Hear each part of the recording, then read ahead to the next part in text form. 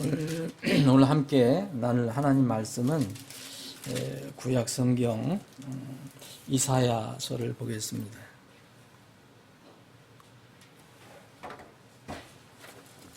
이사야서 두 군데를 제가 찾아서 읽겠습니다. 이사야서 2장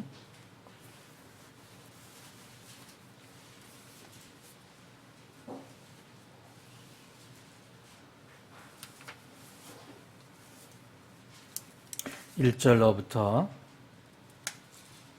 4절까지입니다.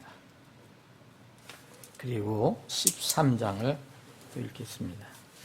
아모스의 아들 이사야가 유다와 예루살렘에 관하여 본 말씀이라. 마지막 날들에 주의 집의 산이 산들의 꼭대기에 굳게 서며 작은 산들 위로 높여지리니 모든 민족들이 그리로 몰려들리라. 많은 백성들이 가며 이르기를 너희는 오라 우리가 주의 산에 오르고 야곱의 하나님의 집에 이르자. 그분께서 자신의 길들을 우리에게 가르치실 터인즉 우리가 그분의 길로 걸으리라 하리니 법이 시온에서 나가며 주의 말씀이 예루살렘으로부터 나가리라. 그분께서 민족들 가운데서 심판하시며 많은 백성들을 꾸짖으시리니 그들이 자기들의 칼을 쳐서 보습을 만들고 자기들의 창을 쳐서 낫을 만들며 민족이 민족을 치려고 칼을 들지 아니하고 다시는 그들이 싸움을 배우지 아니하리라. 이사야서 13장 6절로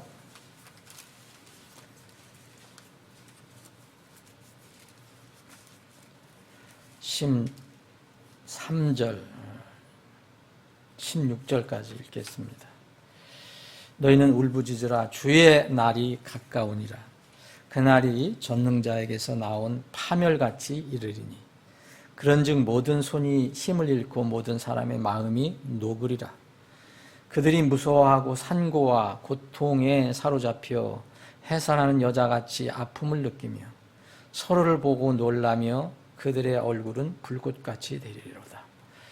보라 주의 날 곧 진노와 맹렬한 분노로 인한 잔혹한 날이 이르러 그 땅을 황폐하게 하며 그분께서 그 땅의 죄인들을 그곳에서 끄집어내어 멸하시리니 하늘의 별들과 하늘의 별무리들이 빛을 내지 아니하고 해가 자기 길로 나아가도 어둡게 되며 달이 자기 빛을 비추지 아니하리로다.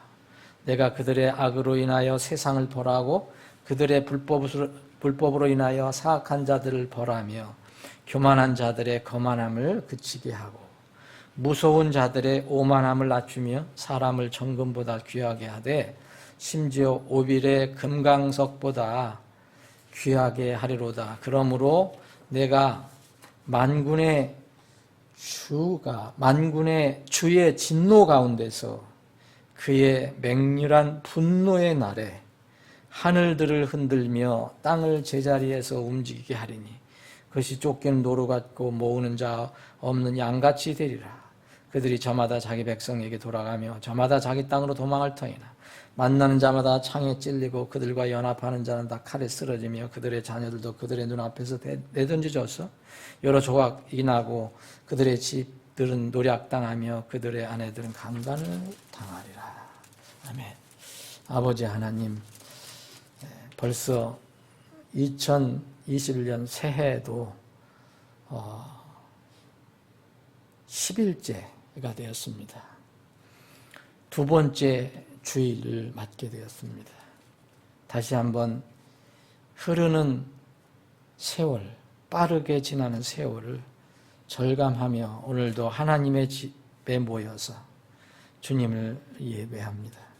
오늘 주신 말씀을 이 정해진 시간에 깊이 묵상할 수 있는 힘을 주셔서 이 말씀 속에서 성령 하나님께서 우리 각자에게 주시는 그 교훈의 말씀을 우리 삶 속에 잘 적용할 수 있도록 이 시간 우리 마음에 깊이 뿌리 박도록 도와주시기를 원합니다. 우리가 지금 살고 있는 이 시대에 대해서 다시 한번 깊이 성찰하는 시간이 되게 해 주시옵소서. 거룩하신 예수님의 이름으로 기도하옵나이다. 아멘. 이사야 대언자, 하나님은 구원이시다라는 그런 이름 자체를 가지고 있는, 여호와는 구원이시다라는 이름을 가지고 있는 이 예언자, 대언자, 이 이사야가 하나님의 계시를 받고 길게 쓴 책이, 기록한 책이 이사야서인데, 여러분 잘 아시는 것처럼 이사야서는 66권으로 되어 있어서요, 성경 전체를, 신구약 전체를 요약하는 그런 성경으로도 이제 알려져 있습니다. 구약 39권, 신약 27권 합하면 66권인데 이것도 정확하게 66권으로 되어 있고 중간이 구약의 내용들이 많이 들어있고, 뒤에 있는 것은 또 신약에서 계시하는 내용들이 또 들어있습니다. 오늘 이사야서에 우리가 2장과 13장을 읽었는데 이건 이제 뽑아서 읽은 것이고요. 다른 곳에도 여러 군데 있습니다. 근데 2장에는 우리가 지금 읽은 것처럼 유다와 예루살렘에 관한 그런 예언이라고 되어 있습니다.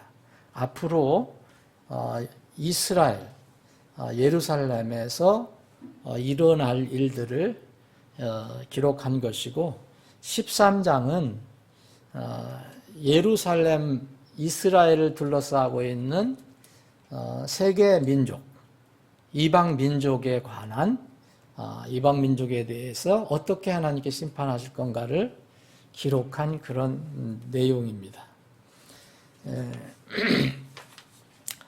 우리는 각자의 삶이 주어졌는데 하나님께서 어떤 한 사람 한 사람에게 주어진 일생이 있습니다. 그 일생은 24시간 하루가 계속 연결됨으로써 이제 완성이 되는데, 70년을 산 사람은 25,550일 동안 사는 것이고, 80년을 사는 사람은 32,350일, 90년을 사는 사람은 32,350일 사는 거고, 또 요새 100살 사는 분들도 꽤 많이 있는데 100살을 살면 36,500일을 사는 겁니다. 매일. 우리가 오늘도 새 하루를 맞이했는데, 각자 이렇게 정해진 날 속에서 그 사람에게, 각자의 사람에게 하나님께서 보실 때 개인의 역사가 있습니다. 그 역사를 나타내는 어떤 특정한 날들이 그 개인의 역사 속에 있습니다. 태어난 날이 있고요. 또 생애를 끝내는 날이 있어요. 하늘 아래에는 모든 일에 시기가 있다고 그랬고, 모든 목적한 것에는 때가 있다고 전도서 기자가 얘기하고 있습니다. 그러면서 날 때가 있고 죽을 때가 있으며 라고 얘기합니다. 어떤 사람, 자기의 미래의 운명을 완전히 알 수 없지만 하나님께 보실 때는 한 사람의 역사가 있는 것입니다. 이 태어날 때와 죽을 때가 있는데, 이 태어남과 죽는 때 사이에는 많은 날들이 있습니다. 어떤 사람들은 짧은 날로 구성이 되어 있고, 또 어떤 사람들은 더 많은 날들로 구성이 되어 있습니다. 그러나 어찌하든 간에 전반적으로 보면은 이 날들, 수많은 날들 안에는 인생에 늙고 병드는 것이 태어남과 죽는 것 사이에 있습니다. 그래서 생사 안에 노병이 있다고 그러죠. 그래서 생로병사 이렇게 얘기합니다. 이 안에, 생과 사 안에 늙고 죽는 것이 있고 또 희로애락이 있다고 말합니다. 기쁘고 즐거웠고 화가 나고 또 슬프고 이런 일들이 섞여 있습니다. 그래서 전도서 기자는 전도서 3장에 보면 이 날 때가 있고 죽을 때가 있으며 그 뒤에는 인생의 날 때, 죽을 때 사이에 여러 가지 일들을 때를 이야기합니다. 심을 때가 있으며 또 심은 것을 뽑을 때가 있고 죽일 때가 있고 또 치료해서 고칠 때가 있고 무너뜨릴 때가 있고 세울 때가 있고 울 때가 있고 웃을 때가 있고 쭉 기록합니다. 애곡할 때, 춤출 때, 돌들을 버릴 때가 있고 다시 돌들을 모을 때가 있고 껴안을 때가 있고 껴안는 것을 금지할 때가 있다. 요새 우리 코로나 시대가 바로 이 시대에다가 생각합니다. 악수도 하기가 어려운 그런 시대가 왔어요. 어떤 것을 얻을 때가 있고 잃을 때가 있고 지킬 때가 있고 또 버릴 때가 또 있습니다. 찢을 때가 있고 꿰맬 때가 있고 잠잠할 때가 있고 또 말을 해야 할 때가 있고 사랑할 때가 있고 또 때로는 미워할 때가 있고 전쟁할 때가 있고 또 화평할 때가 있다. 그런데 이런 각자 자기 수고한 것에서 무슨 유익을 얻는 삶이냐 이렇게 질문을 합니다. 사람이 한 번 세상에 태어났다가 죽으면 또 다른 세상에 들어가는 것이 성경의 가르침입니다. 그런 것처럼 우리가 살아가는 이 세상, 우리가 지금 속해서 살아가고 있는 이 세상에도 역사적인 날들이 다 있습니다. 세상이 처음 시작된 때 이 세상의 역사가 시작됐을 것입니다.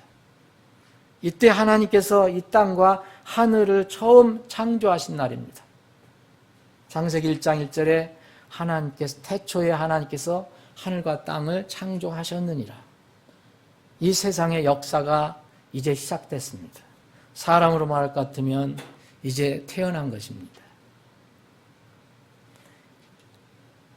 그런데 이 세상의 역사 가운데서도 하나님께서 보실 때는 창조를 통해서 심으셨는데 그것을 다시 파괴하실 때가 있다고 성경은 말합니다. 물론 이것은 죄 때문에 그렇습니다. 세상에 죄가 들어왔기 때문에, 불의가 들어왔기 때문에 공의 하나님께서 그것을 다시 무너뜨릴 때가 있다. 하나님께서 창조를 통해서 이 땅에 심으셨다면 다시 그것을 뽑으실 때가 있다는 말씀입니다. 세우셨다면 다시 무너뜨리실 때가 있습니다. 이때 관해서, 이 날에 관해서 성경은 반복적으로 수없이 많이 되풀이해서 계시하고 있습니다. 넓게는 뭐뭐한 날들 이렇게 표현이 됩니다. 좁게는 뭐뭐한 날이라고 표현합니다. 오늘 이사야서 2장에 유다와 예루살렘에 관하여 본 말씀이라 하면서 마지막 날들이라고 얘기합니다. 마지막 날들에 하나님께서 이스라엘, 예루살렘을 어떻게 다루실 것인가, 이 말씀을 기록하고 있습니다. 이사야서 13장은 말씀드린 대로 이스라엘 둘러싸고 있는 이방 민족, 세계 다른 민족에 관해서 말씀하고 있는데 이 날은 특별히 그 범위를 좁혀서 말씀하고 있습니다. 이스라엘에게는 마지막 날들이라고 표현을 했는데 이 이사야서 13장에는 주의 날이라고 얘기합니다. 어떠한 특정한 한 날을 얘기합니다. 너희는 울부짖으라 주의 날이 가까우니라. 보라 주의 날, 곧 진노의 날, 맹렬한 분노의 날, 잔혹한 날, 하늘의 별들과 하늘의 별무리들이 빛을 내지 아니하는 날, 해가 자기 길로 나아가도 어둡게 되는 날, 달이 자기 빛을 비추지 아니하는 날, 주의 진노 가운데서 그분의 맹렬한 분노의 날, 이날 하늘들을 하나님께서 흔들고 땅을 제자리에서 움직이게 하시는 날, 특정한 한 날을 이야기하고 있습니다. 성경에서 계시하는 이 마지막 때와 관련된 이 시기를 살펴보면 특정한 날들이 있고 특정한 날이 있습니다. 이사야서 2장에 나와 있는 마지막 날들 한 것, 복수로 되어 있는 이 날들은 창세기 49장에서 최초로 시작이 됩니다. 야곱이 49장 1절 보면 야곱이 자기 아들들을 불러 이르되 너희는 함께 모이라 마지막 날들에 너희에게 임할 일을 내가 너희에게 이르리라. 마지막 날들이라는 것은 모든 세상에도 해당되겠지만 특별히 이 하나님께서는 야곱을 통해서 이스라엘 12지파에게 마지막 날들에 너희들 각 지파가 어떻게 될 것인가를 예언한 것이 바로 창세기 49장입니다. 그것이 이사야서 2장에 보면 이제 예루살렘과 이스라엘에 관한 예언으로 마지막 날들에 관해서 연결이 되고 있습니다. 여기에 보면은 분명히 이스라엘은 그 고난 속에, 고통 속에 있다가 다시 빛을 받아서 이제 높여집니다. 주의 말씀이 예루살렘부터 나오게 됩니다. 마지막 날들에 주의 집의 산이 산들의 꼭대기에 서게 됩니다. 그러면서 민족들은 심판하신다라고 이제 야곱의 집이여 그래서 우리가 주의 비단에서 걷자라고 이야기하고 있습니다. 분명히 마지막 때 어느 시점에는 세상 민족과 이스라엘 민족은 어떤 운명적으로 마지막 그때의 상황은 달라집니다. 이스라엘은 큰 고난을 겪다가 이제 빛을 받게 되고 반대로 수많은 이방 민족들은 편안하게 사는 것 같았지만 마지막 심판을 받고 울부짖게 된다는 것이 하나님의 예언의 말씀입니다. 이 마지막 날들에 관해서는 계속해서 신약에까지 계속 연결해서 쓰고 있습니다. 사도행전 2장에도 나오고 디모데후서도 나오고 또 베드로후서에도 마지막 날들에 주님의 재림을 다시 오심을 조롱하는 사람들이 있을 것이라고 예언을 하고 있습니다. 또 야고보서 5장에 보면 사람들이 이제 마지막 날들을 대비해서 마지막 날들 자기가 그렇게 엄청난 무서운 심판을 그 날을 대비해서 자기들도 모르겠지만 그 날을 대비해서 자기들이 재산을 쌓아간다고 그랬습니다. 마지막 날 위에서. 그런데 이 이사야서 13장에 보면 주의 날이라고 특정한 날을 또 이야기하고 있습니다. 물론 날들과 날은 분명히 차이가 있죠. 날들은 여러 복수의 날들이고 날은 어떤 특정한 날을 이야기합니다. 이 특정한 마지막 날, 이 날에 대해서도 성경은 여러 곳에서 얘기하고 있습니다. 특별히 이 주의 날, 마지막 날이라는 것, the last day라고 하는 건 신약에서 많이 나오는데 특별히 요한복음 6장을 보면 뭐 할 때 이 날을 많이 쓰고 있느냐면 사람들이 죽었던 사람들이 다시 일어나는 때를 얘기합니다. 부활할 때를 얘기합니다. 이 내용을 다 우리가 살펴볼 수가 없겠지만 여기 요한복음 6장 39절에 보면 나를 보내신 아버지의 뜻은 이것이니 곧 그분께서 내게 주신 모든 것 중에서 내가 하나도 잃지 아니하고 마지막 날에 그것을 다시 일으켜 세우는 것이니라. 40절 나를 보내신 분의 뜻은 이것이니 곧 아들을 보고 그를 믿는 모든 자가 영존한 생명을 얻는 것이니라. 그리고 마지막 날에 내가 그를 일으켜 세우리라 하시니라. 분명히 이제 여러분들 분간이 되실 겁니다. 어떤 특정한 날이 있다는 것입니다. 이 날이 대표적인 현상은 죽은 사람들이 부활할 때입니다. 주님께서 이제 마르다, 그 마리아 가정을 방문해서 그 가족 중에 하나인 그 오라버니 살려낸 일 여러분들 아실 것입니다. 나사로를 살려낸 일을 여러분들 아실 것입니다. 그런데 마르다는 이렇게 이야기합니다. 주님께서는 내가 오늘 내 오라버니를 살릴 수 있다. 그러니까 나도 부활의 때가 오면 부활의 때는 사람들이 일어난다는 것을 알고 있습니다. 라고 얘기합니다. 마르다도 그건 알고 있었습니다. 요한복음 12장 48절에 보면 예수님께서 나를 거절하고 나를 받아들이지 않은 자에게는 내가 지금 심판하지 않는다. 그런데 그를 심판하는 이가 있는데 곧 내가 한 말이 바로 그날 그 말이 마지막 날에 그를 심판하리라 라고 말씀하십니다. 이것도 한 날입니다. 이것을 성경에서는 또 다른 말로 주의 날이라고 표현합니다. 주의 날.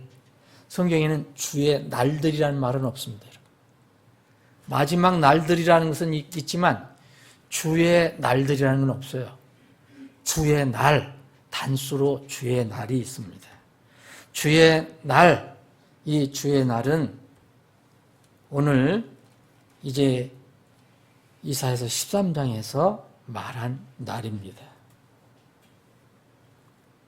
이 날은 이사야서 13장 6절에 파멸의 날입니다. 9절에는 진노와 맹렬한 분노로 인한 잔혹한 날이라고 표현합니다. 또 이사야서 34장에 넘어가면 그날은 주께서 원수를 갚으시는 날, 주님께서 보응하시는 날. 보응이 뭡니까? 죄와 불의의 값대로 그대로 갚아주신 날이라는 거 아닙니까?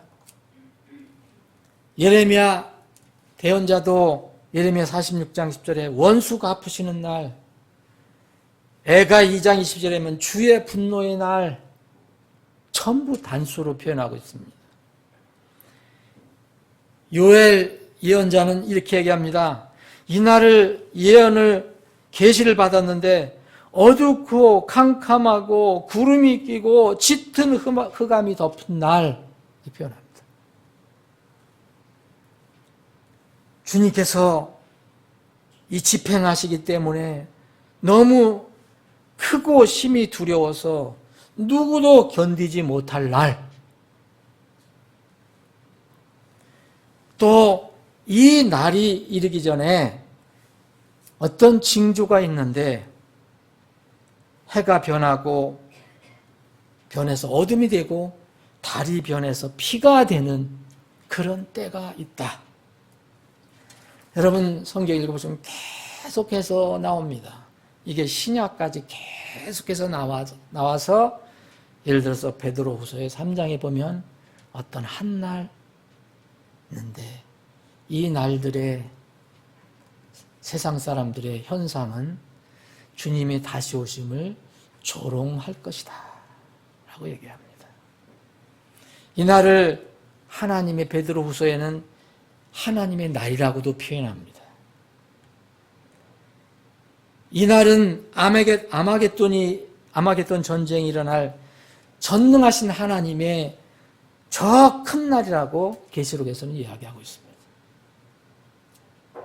또 이 마지막 심판에는 두 양면이 있는데 구원받은 사람에게는 환희의 날이 될 것이고 하나님을 대적하는 사람들에게는 슬픔에 울부짖는 짙은 어둠의 날이 될 것입니다. 그래서 이 서신서에 보면은 이 날을 때로는 우리 주 예수 그리스도의 날이라고도 표현합니다. 고린도전서 1장 7절 8절에 보면 우리 주 예수 그리스도의 오심을 기다리라니, 우리가 이렇게 기다린다는 겁니다. 우리 주 예수 그리스도의 날에 너희가 책망받을 것이 없게 하시리라. 이것은 분명히 세상 사람들에게 하신 말씀이 아닙니다. 우리가 예수 그리스도의 어떤 특정한 날이 있는데 이때 예수님이 임하셨을 때 우리가 그분 앞에 서서 책망받을 것이 없게 해 주었으면 좋겠다라는 말씀입니다. 빌립보서 1장 6절에 보면 너희 안에서 선한 일을 시작하신 분께서 예수 그리스도의 날까지 그 일을 이루실 것, 바로 그것을 확신하노라. 빌립보서 1장 10절에 보면 그리스도의 날, 그래서 너희가 그리스도의 날까지 신실하고 실족거리가 없는 사람이 되며, 이렇게 표현합니다. 이 날을 또 마태복음에 보면 심판의 한 날이라고 표현합니다. 마태복음 10장, 11장, 12장, 마가복음 6장, 베드로후서 2장에 보면 심판의 날이라고 얘기합니다. 베드로후서 3장 7절에는 이 날을 경건치 아니한 사람들의 심판과 멸망의 날이라고 말하고 있습니다. 로마서 2장 5절에는 진노의 날과 하나님의 의로운 심판이 나타나는 날이 있다고 얘기합니다. 사랑하는 여러분, 우리는 모르지만 우리 앞에 미래에 어떤 이 한 날이 기다리고 있습니다. 이 날은 지나간 날이 아닙니다. 세상의 역사와 개인의 역사가 모두 끝나는 한 날이 다가오고 있습니다. 우리가 살고 있는 지금은, 이때는 어느 때인가? 어떤 사람은 그렇게 조롱하는 소리를 제가 간접적으로 들었습니다. 기독교인들은 성경에서 그런다고 예수님이 오셨을 때부터 마지막 때라 하는데 이제까지도 2000년이 지났는데도 마지막 때라 한다. 조롱하고 있습니다. 그런데 아직 그 날은 안 왔습니다.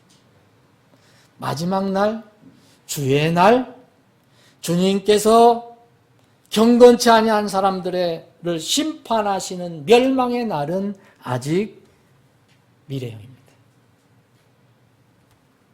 사랑하는 여러분, 여러분들은 지금 성경이 말하는 마지막 때에 살고 있다고 믿습니까? 마지막 한 날이 지금 가까이 다가오고 있다고 여러분들 느끼고 있습니까? 아니면 여전히 무감각합니까? 제가 수많은 증거가 있지만 그 중에서 몇 가지만 성경에서 이야기하는 증거를 오늘 제시하겠습니다. 여러분들이 판단은 여러분들이 하십시오. 마지막 성경에서 이야기하는 마지막 날들, 우리는 마지막 날은 모릅니다. 마지막 날들이라는 것을 증명하는 사실들, 이것들을 몇 가지만 한번 살펴보겠습니다. 첫 번째가 마지막 날들에 이제 일어날 일들입니다. 성경 수없이 많은 곳에 내가 이스라엘을 다 흩어버렸는데 때가 되면 그들을 다시 모을 것이다. 곧 마지막 날들이 되면 내가 세상을 심판하는 그날이 가까울 때가 되면 다시 모으겠다라고 말씀하셨습니다. 이것이 이스라엘의 다시 모이는 재집합입니다. 1948년 5월 14일 이스라엘은 기적적으로 2000년 만에 땅을 차지하고 나라를 세웠습니다. 그 꾸준히 이스라엘 땅에는 유대인들이 계속해서 들어오고 있습니다. 이것을 이스라엘 사람들은 알리야라고 합니다. 유대인들이 디아스포라된 유대인들이 각 세계 지역에서 자기의 고국으로 돌아가겠다 해서 그 땅으로 돌아가는 일이 알리야라고 그러는데 이 알리야가 1948년 그 전서부터 일어나서 그 이후로 계속해서 지금 이 시대까지 이루어지고 있습니다. 코로나 사태가 이제 심각해졌을 때 놀랍게도 알리야가 더 활발하게 지금 일어나고 있습니다. 작년 2020년 7월에 제가 캡처한 기사를 보면 코로나19가 세계 곳곳에서 경제, 산업 망가뜨리고 사람들의 문화까지 사회까지도 어지럽히고 그런 상황 속에서 하나의 독특한 어떤 현상은 이스라엘 둘러싸고 있는 현상은 이스라엘 그 유대인들이 세계 각지에 흩어져 있던 유대인들이 이 코로나 때문에 알리야에 더 많이 동참하게 됐다는 사실입니다. 2019년 한 해 동안 이스라엘에 돌아온 사람이 3만 5천여 명 되는데 2021년 올해는 약 9만여 명의 유대인들이 거기로 돌아올 것 같다고 얘기합니다. 이것은 이스라엘의 이민부 장관이 얘기한 거고 또 유대인 알리야를 돕는 기관인 브네펫이라고 하는 기관에서 최근 알리야 수치가 작년에 최고점을 찍고 또 올해도 최고점을 찍을 것이라는 예상입니다. 왜 코로나19가 이렇게 세상 사람들은 다 힘들고 어렵고 하는데 왜 이스라엘은 이런 현상을 일으킵니까? 전문가들은 두 가지 이해를 되는데 하나는 그래도 디아스포라 유대인이 자기들이 살고 있는 미국이나 어디 다른 나라보다 이스라엘이 그래도 가장 안전하다고 생각하기 때문에 그렇습니다. 실제로 지금 거기도 문제가 있지만 다른 나라에 비해서는 그래도 좀 안전한 편입니다. 두 번째는 반유대인주의가 지금 다시 고개를 많이 들고 있습니다. 신나치주의가 많이 고개를 들고 있습니다. 그래서 유대인들 테러가 많고 미국 같은 데서 어떤 이 화면을 보니까 갑자기 이렇게 정통 유대인이 수염 길고 가는 사람 있잖아요. 갑자기 달려서 젊은 애들이 때리고 폭력을 행사하고 그러는 게 보여요. 근데 이거는 미국뿐만 아니라 전 세계적인 현상입니다. 독일도 그렇고 다시 이스라엘을 미워하는 그런 상황이 벌어지고 있습니다. 테러가 일어나고 또 종교적인 박해가 일어나고 있습니다. 세계 경제 위기가 온다고 얘기하고 있습니다. 그래서 유대인들은 각국에 흩어져 있는 유대인들은 그래도 이스라엘 땅이 가장 안전하다고 생각한다고 합니다. 그런 이유로 이제 이스라엘 사람들이 계속해서 그 땅으로 좀 돌아가고 있습니다. 이것은 예언의 하나의 성취입니다. 코로나19는 분명 일상생활과 경제, 산업, 문화 전반으로 각 나라들 어렵게 하고 황폐하게 하고 있지만 하나님께서는 그 가운데서 그분의 계획하신 일들을 하고 계신다는 것입니다. 코로나19를 통해서 이스라엘 백성에게 약속하셨던 그 일을 우리는 모르는 가운데 차곡차곡 해나가고 계신다는 것을 알 수가 있습니다. 두 번째는 같은 이스라엘과 관련된 것, 이스라엘 안에 있던 예루살렘이 다시 회복된다는 약속입니다. 누가복음 21장 24절에 보면 다시 그것이 회복된다고 말씀하셨습니다. 그런데 이 세기에 들어와서, 지난 세기에 들어와서 1967년 6월 중동 3차 전쟁 때 여러분들 잘 아시는 것처럼 예루살렘이 이스라엘에게 완전히 회복이 되었습니다. 그리고 이제 미국이 주도해서 예루살렘이 바로 이스라엘의 원래의 수도라는 것을 공포를 했습니다. 미국은 그래서 대사관을 예루살렘으로 아주 옮겨버렸습니다. 이제는 예루살렘에 성전이 다시 건축되고 성전 제사 준비가 끝내져야 합니다. 놀랍게도 성전 제사 준비가 거의 다 되었다고 합니다. 이스라엘 떠나서 세계를 전반적으로 보면 다니엘서 12장에 보면 중요한 이런 단서, 마지막 때에 대해서 중요한 힌트를 하나 주시는 게 있습니다. 이것도 여러분들이 누차 들으신 것이기 때문에 잘 아실 것입니다. 12장 4절에 보면 오 다니엘아 너는 끝이 임하는 때까지 아직 끝이 오지 않았습니다. 그 말씀들을 닫아두고 그 책을 봉인하라. 많은 사람이 이리저리 다름질하고 지식이 증가하리라. 이거에 대해서 여러 가지 해석이 나름대로 있습니다. 그런데 분명한 것은 지식이 증가된다는 것입니다. 그럼 이것을 어떻게 증명할 수 있습니까? 여러분, 누구도 이것은 부정을 못합니다. 지난 세기와 이 세기에 정말 아무도 생각하지 못하는 그런 이 지식이 엄청난 성경의 예언대로 엄청나게 늘어나기 시작했습니다.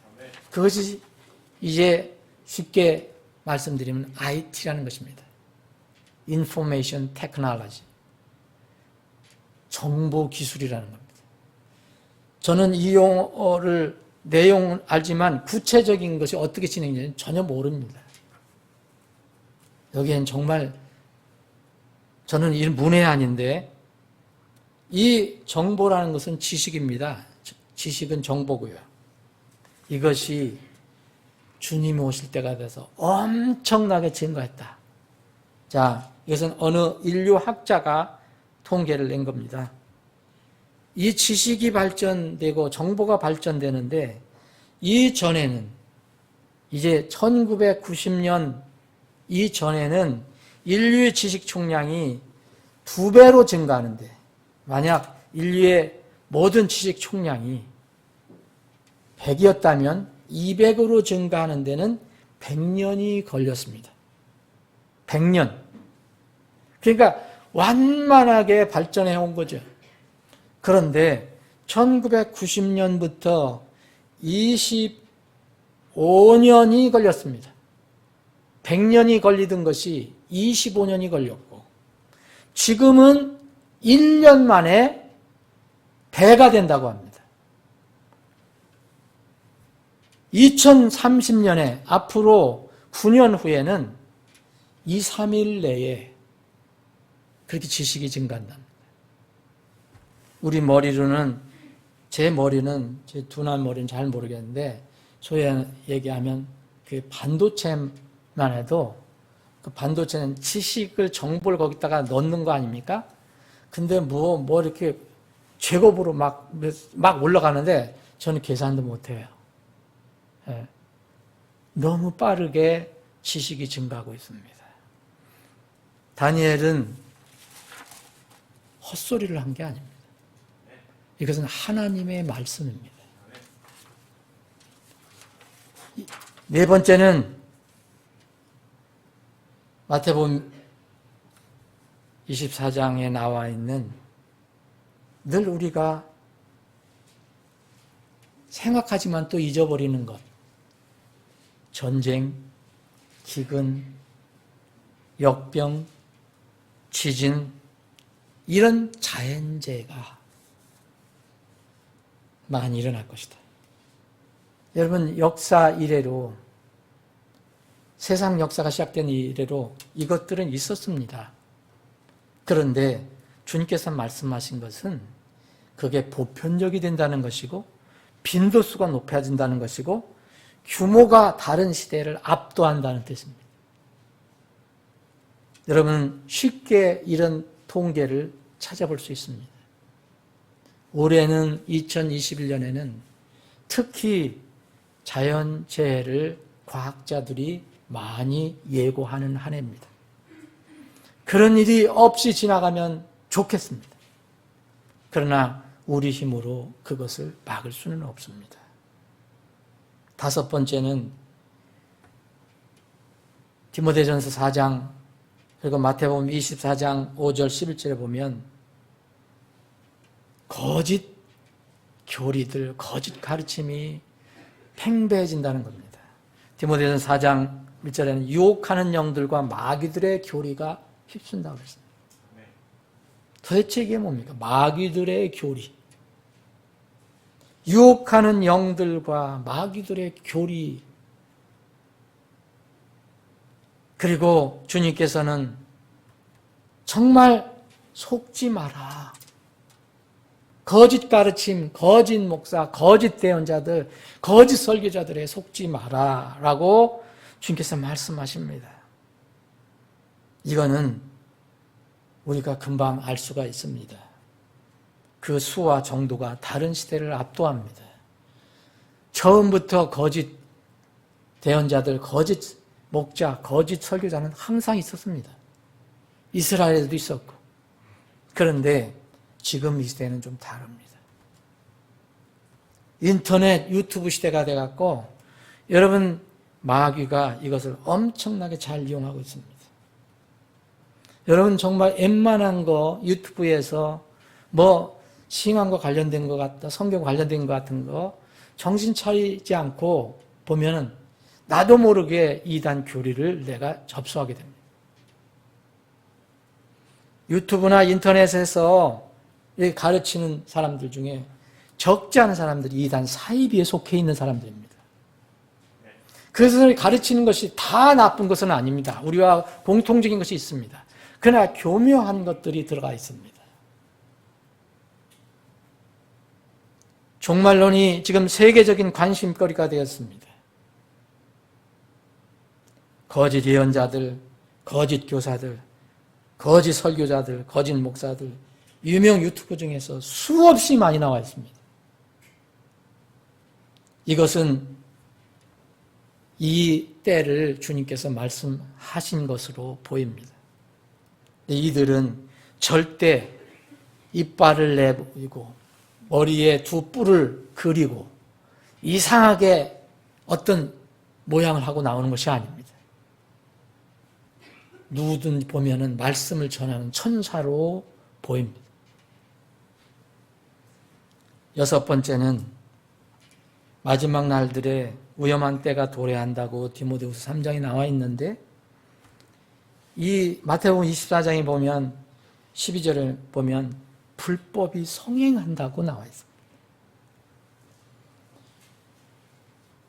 디모데후서 3장에 보면 이 마지막 날들의 현상 중에 하나가 신성 모독이라는 게 나옵니다. 신성모독은 뭡니까? 하나님을 대적한다는 겁니다. 하나님을 욕하고 하나님을 훼손하는 일이 일어난다는 거예요. 그리고 하나님을 사랑하기보다는 쾌락들을 더 사랑한다고 얘기합니다. 이거는 아마도 그리스도인들에게 더 가까울 것입니다. 이 부분은 디모데후서는 다시 한번 우리가 공부할 수 있는 기회가 있을 것입니다. 지금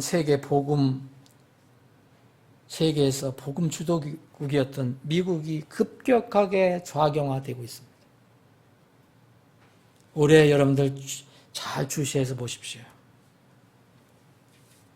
이제 그 혼란 속에서도 이제 새롭게 대통령이 된 사람은 말씀드렸지만 동성애를 공개적으로 자기가 부통령 시대에 공개적으로 동성애 결혼 주례를 쓴 사람입니다. 어떻게 될 것인가? 미국의 반성경적인 흐름이 지금 엄청나게 늘어나고 있습니다. 미국뿐만 아닙니다. 전 세계적으로 반하나님적이고 반성경적인 흐름이 크게 흘러가고 있습니다. 우리나라도 예가 아닙니다. 코로나 사태 이후로 더 훨씬 안티 기독교 세력이 늘어났습니다. 반하나님 세력, 교회를 미워하는 세력, 성경 말씀을 미워하는 세력이 더 많이 늘어났습니다. 마지막 날들의 위험한 때가 언제입니까? 또 물리적으로는 돈 없는 사회가 우리 코앞에 가까이 다가왔습니다. 세계 수많은 나라에서 이미 돈을 받지 않는 나라가 많이 생겼습니다. 전부 개인 정보가 들어간 어떤 그런 것을 가지고 카드나 이런 걸 가지고 이제 거래를 해야 됩니다. 통제사회가 눈앞에 다가왔습니다. 요한계시록 13장에 나와 있는 이른바 666표가 현실화되는 시대가 다가왔습니다.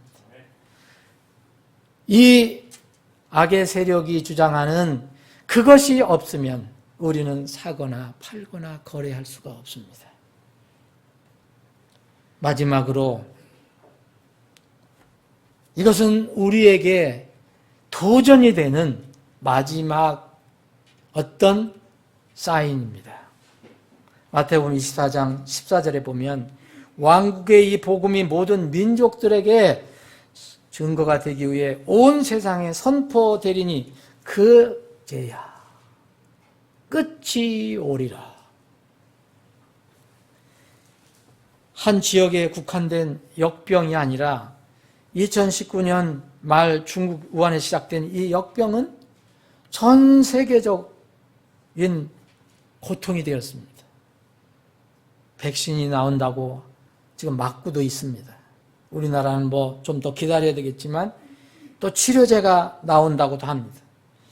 저는 그럼에도 불구하고 언제 종결될지 아무도 예측할 수가 없습니다. 왜 이런 전 세계적인 팬데믹이 일어납니까? 이 와중에 예수님께서 세우신 그분의 내 교회라고 하는 주님의 교회는 지금 무엇을 하고 어떻게 하고 있습니까? 보기에는 세력이 굉장히 쪼그라들고 있습니다. 그러나 여전히 주님이 세우신 교회는 세상이 이기지 못한다는 것이 진리입니다.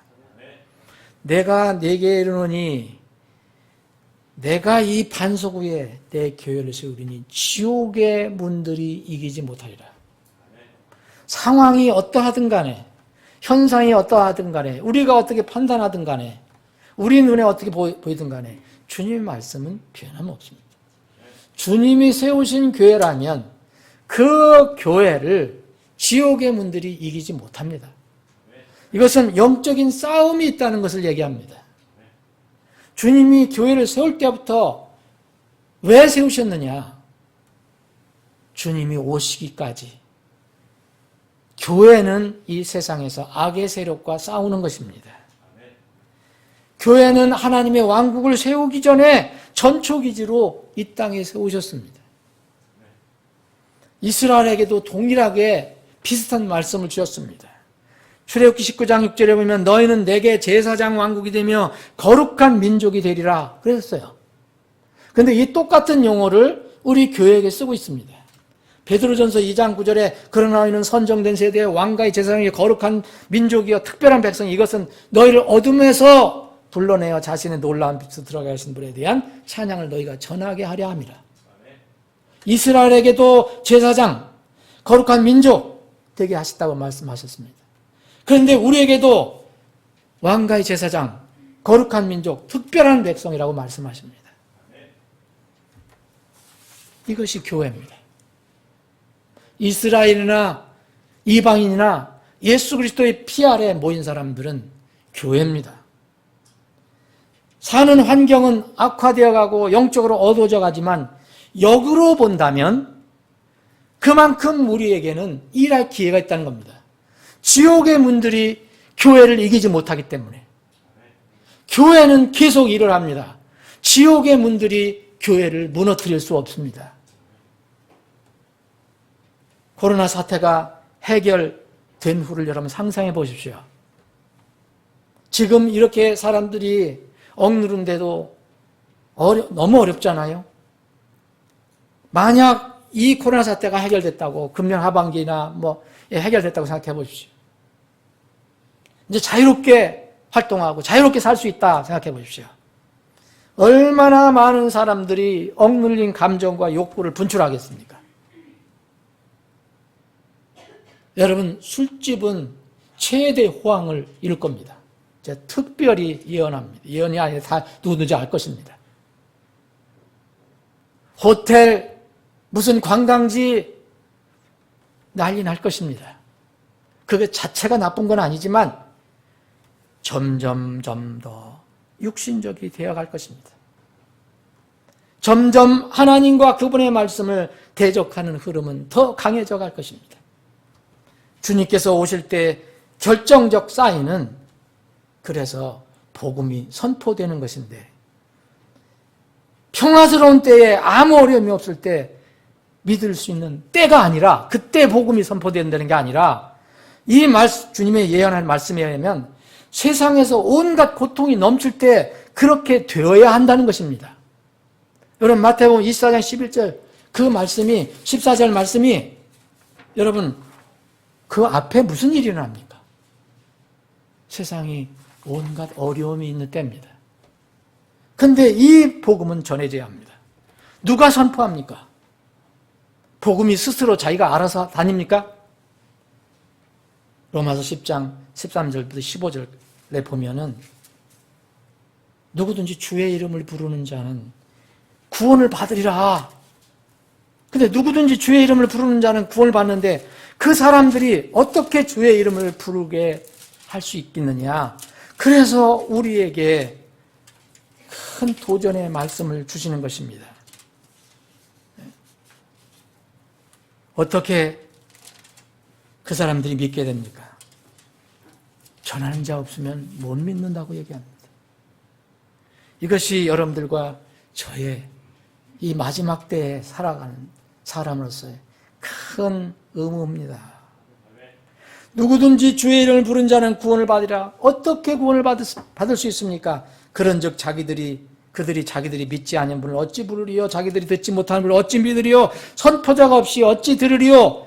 보내어지지 아니하였으면 그들이 어찌 선포하리요? 우리가 가지 않는데 어떻게 선포가 됩니까? 이것은 기록된 바 화평의 복음을 선포하며 좋은 일들의 반가운 소식을 가져오는 자들의 발이 어찌 그리 아름다운가 함과 같으니라. 주님은 복음을 들고 가는 발 참 아름답다고 말씀하십니다. 사랑하는 여러분, 지금은 세계적으로 선교가 위축되고 있지만 주님이 지상 재림하기 전에는 반드시 복음의 세계 선포가 이루어져야 됩니다. 그것을 누가 담당할 것인가? 저는 오랫동안 기도해 왔습니다. 이 예언의 말씀이 이루어지려면 누군가 복음을 들고 가야 되는데, 로마서 10장 말씀에 의하면 전 세계적으로 이 일에 열심을 내는 국가는 두 국가밖에 없습니다. 미국과 한국입니다. 그런데 그것이 점점 줄어들고 있고, 미국은 좌경화가 돼서 점점 그렇게 돼가서 앞으로 상당히 이 선교 사역이 크게 위축될 것입니다. 지금도 선교사님들이 각 교회마다 선교 지원이 떨어진다고, 탈락됐다고 얘기하는 분들이 있습니다. 저는 우리 민족이 마지막 때에 세계 복음을 선포하는 일에 쓰임받기를 기도해 왔습니다. 앞으로도 기도할 것입니다. 왜 그러냐면 우리에게는 북한이 있기 때문입니다. 북한이 자유롭게 되고 남북한 통일로 단일 한국이 세워지게 된다면 우리가 세계 복음 사역에 쓰임을 받을 수 있지 않을까. 지금 그런 가능성은 희박해 보이는 것처럼 보이지만 주님은, 우리가 믿는 주님은 전능하신 하나님입니다. 얼마든지 하실 수 있습니다. 말씀을 정리하겠습니다. 사랑하는 여러분, 여러분은 우리가 지금 마지막 때 세대에 속해 있다고 믿습니까? 우리는 지금 마지막 날들 중에 마지막 시간이 다가오는 그런 시대에 살고 있다는 것을 여러분들 믿습니까? 여러분, 마지막 주의 한 날이 임하기 전에는 각자 인생에서 가장 중요하고 의미 있고 가치 있는 역사적인 날이 있어야 합니다. 이 날이 없으면 큰일 납니다. 100일, 돌, 육순, 회갑, 진갑, 팔순, 구순, 이런 게 우리 개인 역사에서 중요한 게 아닙니다. 필요한 거겠지만 그것은 우리의 영생과 관련이 없습니다. 생일이 있고, 초등학교 입학날이 있고, 대학 입학이 있고, 취직한 날이 있고, 결혼한 날이 있고, 더 곧 돈 모아서 힘들게 집을 산 날이 있고, 아쉽지만 또 은퇴한 날이 있고, 퇴직한 날이 있고, 여러분 역사에 다 이런 게 있어도 여러분, 이것은 여러분들에게 역사적인 한 날이 될 수 없습니다. 역사적인 한 날은 바로 구원의 날입니다. 많은 사람들이 관심이 없습니다. 아예 모르고 의식하지 못하고 그냥 흘려보냅니다. 그런데 주님은 강조해서 말씀하십니다. 그분께서 이르시되 받아주시는 때에 내가 네 말을 들었고 구원의 날에 내가 너를 구조하였도다 하시나니 보라 지금이 받아주시는 때요 보라 지금이 구원의 날이로다. 여러분, 구원의 날이 있는 사람들은 우리가 간절히 고대하고 사모하는 이 날이 또 한 날이 있습니다. 우리에게는 구속의 날입니다. 몸이 구속하는 날이라고 표현되고 있습니다. 하나님의 거룩한 영을 슬프게 하지 말라. 그분으로 말미암아 너희가 구속의 날, 어느 한 날까지 봉인되었느니라. 구원의 날은 내가 믿음으로 내 인생의 역사 속에 기록할 수 있는 날이지만 구속의 날, 곧 몸의 구속의 날, 마지막 주의 날은 내가 결정할 수 있는 날이 아닙니다. 그 날이 오면 구원의 날이 없는 사람은 무서운 하나님의 심판, 멸망의 날이 될 것이고 우리에게는 기쁜 몸의 구속의 날이 될 것입니다. 2021년 분명히 작년보다 1년 더 가까워졌습니다. 이제는 하나님의 말씀에 더 귀를 기울일 때입니다. 하나님께서 미리 말씀해 주신 이 세상 마지막 날들에 관한 징조와 사인과 여러 가지 현상들에 대해서 귀를 기울이고 눈을 떠야 할 때입니다. 사랑하는 여러분, 우리는 이미 왕과 제사장이 됐습니다. 구원의 날이 분명히 있습니다. 여러분 중에 구원의 날이 없는 사람은 구원의 날을 빨리 만들어야 합니다.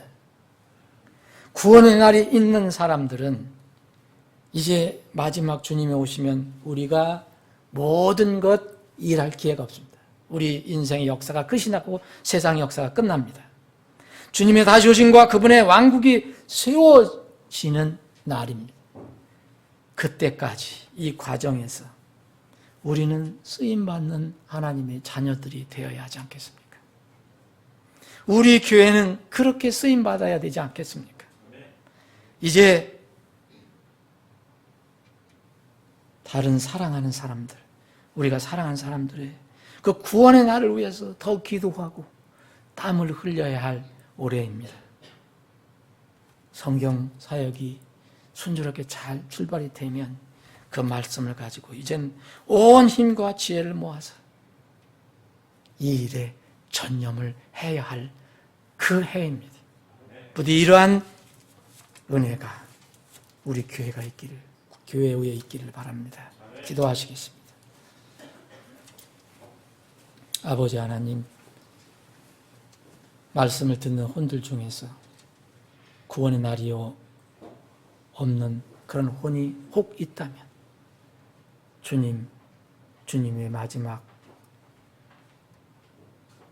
날, 주의 그 무서운 날이 임하기 전에 그 개인적인 역사의 가장 중요한 구원의 날이 이루어지게 해주시길 원합니다.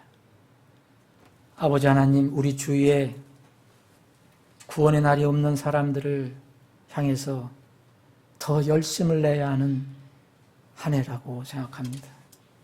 우리가 전하기 어렵고 만나기 어렵지만 주님, 그럼에도 불구하고 지옥의 문들이 교회를 이길 수 없다고 말씀하셨으니 우리는 세상과 싸워서 이 구원의 날을 널리 선포하고 전하는 그런 교회가 되기를 간절히 원합니다. 우리 성도들이 각자 그런 결단을 하는 한 해가 되게 해 주시옵소서. 거룩하신 예수님의 이름으로 기도합니다. 아멘.